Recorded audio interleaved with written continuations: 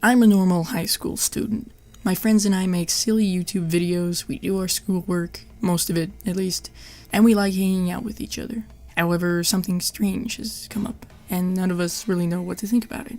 It all started when my friend Selena decided to buy herself a book of the horror genre, looking to get into the Halloween season, seeing as it was October at the time. It wasn't a very big book, just about the thickness of those Magic Treehouse books I read as a child. It was blue on all sides, no art or even a title.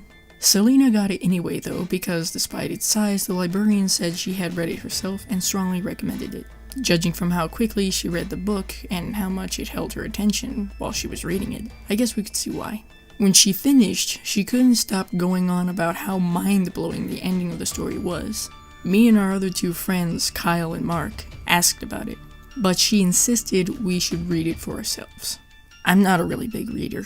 Don't get me wrong, I can read fine. In fact, in elementary school, I would read faster than most kids in my grade. Then they started making us read as part of our grade, and I just lost interest. It wasn't fun anymore since I was being forced into it. However, I do enjoy horror. I don't know why, but I really enjoy things like Creepypasta, actual horror books, horror games, and even movies. The movies tended to be my least favorite though, seeing as a lot of the plots were reused between films, not to mention how slowly the story moved. No one else volunteered, since Kyle was disinterested as he was with a lot of things we talked about, and Mark was the kind of person to be easily scared and spent a lot of his time being anxious over silly things. I volunteered to read it and she handed me the book. I read it that night and it was honestly very interesting. It followed a teenage boy whose mother had been murdered, and he decided to investigate it only to find out it had been a man who had been pretending to be his father for almost a year. It was unexpected and a great plot twist, and the entire story was suspenseful and well written. I was excited to talk to Selena about it the next morning, but we decided to wait until we could get the other two to read it. The next couple of days I spent thinking and theorizing about the plot, and what was left unanswered, waiting for them to finish reading it. Finally, on Friday, the day came when they finished, and we could talk about it without spoiling it for each other. This is where things got strange. We kept trying to talk about it, but anytime we tried making any kind of reference or talking about a character, nothing we said lined up and we were left confused. "Why do you think the killer was after his mom?" I asked Selena. "Whose mom?" "The kids weren't at camp with their parents. The parents were at home," Selena answered. "What camp and what killer?" Mark asked, seeming even more confused than the two of us. "The killer that made the mannequins." "I don't know what they mean by camp and their parents, though," Kyle said. "There weren't any mannequins in the story," Selena and I both argued. "Yes, there was, look." Kyle went to open the book and flipped to a certain page, but stopped when he noticed something strange. The pages all just had the word "story" written on them. We looked at each other, then back at the book. We couldn't quite come up with anything to say. What does a person say when a full book they read a day or two ago turns out to have been pretty much blank the whole time? Selena went to return the book, only to find out that the librarian wasn't there, and none of the other librarians had heard from her since Selena had gotten the book from them. We've tried getting past it though, forgetting that it ever happened. Besides some anxiety here and there, it started leaving my mind entirely. Started to. Something's bothering me though. Something that I noticed last night as I was lying in bed. Selena had plans to go to summer camp this year. Kyle has a real-life phobia of mannequins. And Mark hasn't been the same since he read whatever it was he read. He always seems to be thinking more deeply about everything. I tried asking him about whatever it was that could have been troubling him, but he just sighed and softly said, "I can't say, or it will happen." I knew I had to warn them about this. I wasn't about to risk the possibility of a coincidence, and we've taken steps to protect ourselves. Selena canceled her plans for camp. We're thinking about trying to get help for Kyle's phobia, and for Mark, who just seems like he needs help in general. And me?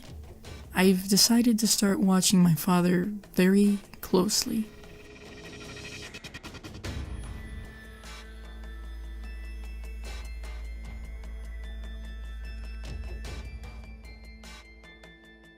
Have you ever played one-word story? It's a very simple game. A few people take turns going around to make a sentence. Each person adds one word until the sentence is complete, then someone says, period, and it's read back.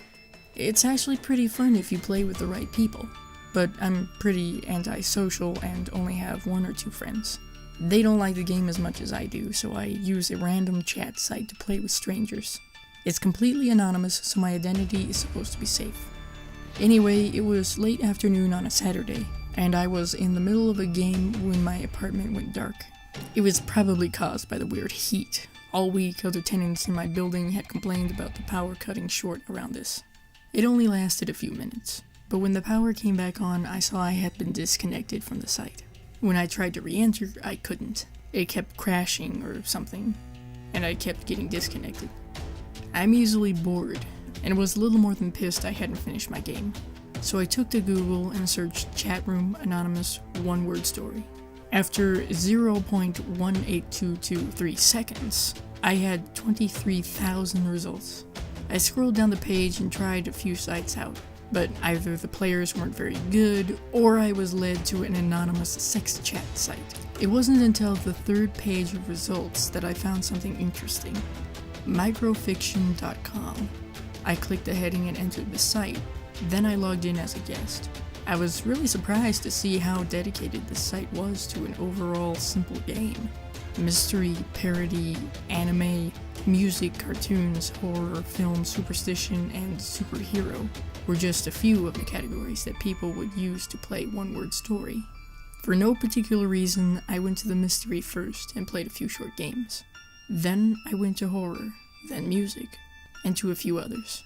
Eventually, I went to take a bathroom break, and made sure to bookmark the site so I could visit it in the future.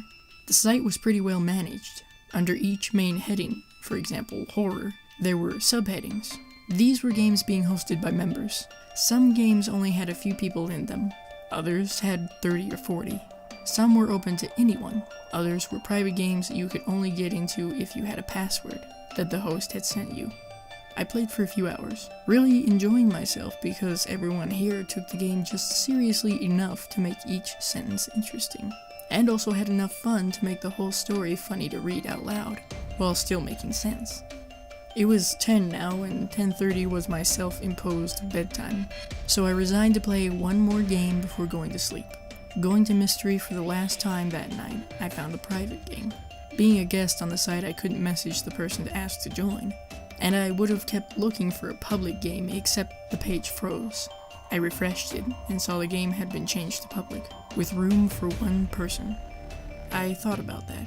A one-on-one game of one-word story, and I felt excited at the possibility that this guy would be just as good as I was, and we could create something really unique. So I joined. The host, username Doppelganger1221, went first. I appeared on the screen almost instantly. I was impressed with the guy's bravery, as using I in this game usually led to embarrassing sentences in the long run. So I rewarded him with a simple enough word that would keep the sentence going. C. He responded almost immediately with you. This was honestly a very amateur tactic. It would make the game harder to finish, and the unsettling approach was never enough to make me quit. I decided to humor him though and typed through. His response? Your. I thought about where the sentence was going and noticed that my living room window was still open from the afternoon. I typed window. His response was a period, signaling the end of the sentence. I see you through your window. I chuckled to myself, realizing this guy was a creep, player who tries to make unsettling or disturbing sentences to scare his opponents into leaving the game. He probably had a friend with him and they were thinking up ways to scare me. I didn't blame them. My sister and I did that last Halloween when I babysat for my parents. I started the next sentence. You. His reply. Are. My reply. Not. His reply. Safe. My reply was a period ending the sentence. You are not safe. Again, I chuckled and watched as he started the next sentence. I appeared on the screen. I typed am, which was followed by coming. I thought about ending the sentence there, as a slight punishment against the guy for not taking the game seriously. Instead, I typed 4, to see if he would type what I thought he would. He typed you. I was right on the money and typed a period. I am coming for you. It wasn't funny anymore, just boring. There was a chat, so I used it to tell the guy to cut the creep stuff. I told him it wasn't funny, and if he didn't cut it out, I would leave the game. He actually replied, "Look out your window." That caught me off guard, but I did what I was told. Across the street, a light post had burned out its bulb, which I hadn't noticed before. It was pretty dark, and I couldn't really make out any shapes. I turned back to the monitor. Doppelganger had typed, "I," and I saw in the chat that he had posted another comment. Basically, he was telling me what to write. I was becoming fed up with him, but 10:30 was just 5 minutes away, so I reasoned to just finish, and did as he asked. I typed have. He typed a. I typed gun. He typed to. I typed your. He typed head. I finished the sentence with a period. I have a gun to your head. I sighed aloud and closed my eyes, stretching at my desk. I just wanted this game to be over. It was my turn, and he had sent me another list of words, so I typed I. He typed M. I typed at. He typed your. I typed window. He typed a period. I am at your window, reading it aloud. I realized the game was over. We had made the story relate to our first sentence. Out of habit, I read every sentence out loud. I see you through your window. You are not safe. I am coming for you. I have a gun to your head. I am at your window. I finished reading and rested my head against my chair, yawning. I was drowsy and thought about sleeping in my chair when a loud cracking sound echoed across the empty street outside, and I noticed the crack that was spiderwebbing from the center of my computer monitor. I blinked to full alertness and saw it, the glint of a bullet sticking out of my screen. I turned my head behind me and screamed as I saw someone in a mask staring in through my window. Out of panic, I dashed out of my chair and into my bedroom. I hid in the closet under a thick pile of dirty laundry and waited, trying to control my rapid breathing as my eyes adjusted to the uncomfortable darkness. It was a few minutes before I heard soft footsteps. The maniac was in my bedroom. I could see his dark boots and leather pants. He fired the gun again at my bed sheets. He must have thought I was hiding in the covers. He rummaged through my drawers and took something that I thought was money or my prescription medicine. I saw him stalk toward my bathroom and fire a shot into the shower. He looked around in there before turning around and looking under my bed. He was almost level with the floor, so I could see his features. He was at least 6 feet and dressed in all black, except for his mask, which was white with red tear tracks under the eyes and a painted set of crooked, beast-like teeth. He seemed to see perfectly in the dark. I could really only see him because his clothes seemed to be darker than the already lightless interior of my bedroom. After what felt like hours, he stood up and walked out of my room. I stayed in my closet all night, eventually falling asleep, covered in my unclean socks and underwear. I smelled horrible in the morning, and the first thing I did was take a shower. I stepped on the bullet that had torn a hole in the shower curtains. Afterwards, I called the police, who told me to come down to the station. I got ready to go, but couldn't find my keys anywhere. While looking through the drawers of my desk, I complained internally about the monitor being busted. I could still see the site, the chat room, and the game, and took a picture of it with my phone for the police. Now, in the kitchen looking for my keys, it hit me that I had kept them in my dresser drawer, and ran into my room to see what the psycho had taken was my keys. I groaned and was about to call my buddy for a ride when I accidentally opened my photo gallery. I was very annoyed with myself, until I took another look at the picture I had taken. Something was different in the picture than I had remembered from last night. There was a new line in the chat. A single word. A simple question. A word I had used so many times over the words after a game was over. I never thought that this word would send shivers down my spine, nor turn my blood to ice in my veins. Rematch?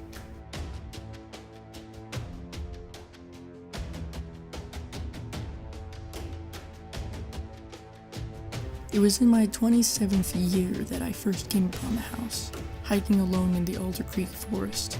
The locals told me there was an old abandoned village deep in the woods, a village whose prosperous years ended some 100 years ago, when Shiniko became the leading wool producer of the area.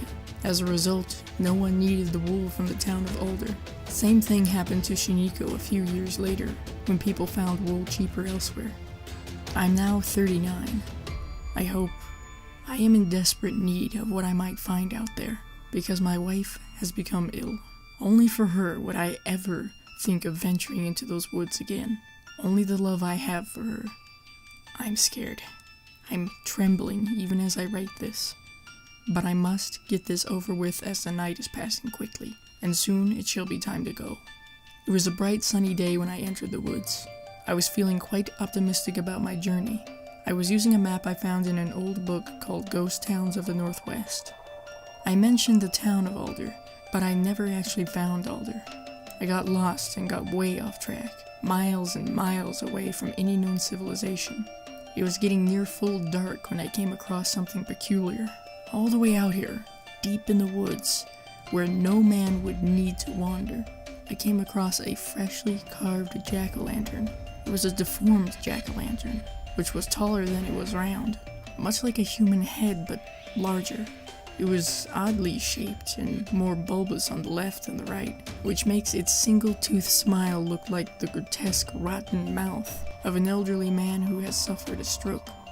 Inside, I could see something shining. My curiosity got hold of me, and I bent down for closer examination. The first thing I noticed was how the eyes were shaped unlike any eyes I have ever seen carved into a pumpkin. Each spot where an eye would be was made of 4 holes, giving the pumpkin the appearance of having 8 eyes. After examining the mouth and then the eyes, I looked at the nose with more focus. Then I noticed some movement behind the nose. I realized what it was, but it was too late. Spiders quickly ran up my arm. I ripped off my coat and threw it as far as I could, then started wiping off the remaining spiders from my arm. Then I stopped, stunned, to see the top was being raised from the base. The next spider, girth similar to that of a baseball glove covered in orange slime and pasty seeds, had to squeeze out of the pumpkin. It was so big. The spider spun and looked right at me. I must have run 2 miles before I finally felt safe enough to stop, but only long enough to catch my breath. I headed in the direction I had come from, and as soon as I could, I started running. After a short while, I came across a camper's sign. The sign told me after 3 more hours of hiking, I would be back to where I entered the woods. I had only walked maybe 100 feet more when the fog rolled in all around me. I would be a fool to try to find my way back through the fog, so I gave up on trying to make it out of the woods that night. I would wait until morning, then walk out of the woods, and try to forget the image of that giant spider. I set up my small tent and climbed inside. Right before I went to sleep, I remember thinking, God, please don't let that spider find its way to me. I woke up in the middle of the night when I heard a sound much like a door being slammed. Was I that close to the road? Was I so lost that I'm nearly out of the woods? I put my tent back in my pack and headed towards the noise. Luckily, the fog had lifted, at least for the moment. I started to think that maybe it was all in my head until I saw a light in the distance, an orange light. And then I could smell a fire. The woods were on fire. They must have been. I'm way too far out in isolation for there to be someone else out here. But of course, there was that horrible pumpkin someone had carved out. I walked slowly in the direction of the fire. Step by step, I listened until I got just outside of the clearing and the blaze of the fire. The fire drew my attention for a while. Its heat felt good on my now coatless upper body. As I stood there warming my hands, I noticed rather queer things around. There was a chair made from a log with the back support made from 2 twigs nailed to the log. Behind the big flames of the bonfire, I could see a house. Well, perhaps a house is missing the finer details. I walked around the tree line to get a better view of the house. It was very old, architecture I had never seen before. The roof was completely flat and the house had more windows than walls. Windows that gave away the age of the building. Some of the cracks in the windows were filled with dirt. The place gave me the creeps, and a feeling of dread swept over me. I was ready to leave the place when I saw more jack-o'-lanterns. I shuddered at the thought of the spiders they might contain. Instead of running, I found myself approaching the house, thinking that maybe the occupant could help me find my way out of these woods, or at least provide a shelter for the night, where I wouldn't have to worry about such a twisted environment. Before knocking, I decided to peek through the window. Inside was nicer than I would have imagined. It had old furnishings, but not as weathered as the outside of the house. An antique collector would be ecstatic to come across such a find. There was a beautiful old couch and chairs, both covered in velvet, with detailed carvings in the wood, and what looked like a solid oak table inside. But what really drew me in was an old trunk. It was covered in a pale leather that resembled the color of skin. It wasn't made with the same craftsmanship as the other furnishings. The seams were tacky and went all over the place. I was about to walk to the door when I see the inhabitant enter the room. The man looked as old as the leather, with skin that looked just as leathery. He had unkempt hair and an even longer beard. The right side of his face was sloped just like the pumpkin. He walked over and opened the trunk, and inside, it was full of gold and silver coins. I stood there, awestruck, until he turned to me and smiled, revealing 1 tooth and 8 eyes. I have never been so scared in my life. A moment later, extra 2 arms and 2 legs sprung out of his body, tearing apart his fake skin and revealing him to be another ugly black spider. I ran. I ran fast enough to win an Olympic medal. When I finally got out of the woods, I was miles from my car. I never went back for that car. I never went near those woods again. I hitchhiked out of there and spent the next year drinking, trying to get that image out of my mind. I know bigger men would have gone back for all that gold. 10/20/1999. Now my wife is sick, and the operation is more than I can afford. This is my only choice. I value her life more than my own. I will bring further observations upon my return. The last entry John L. Price wrote in his diary.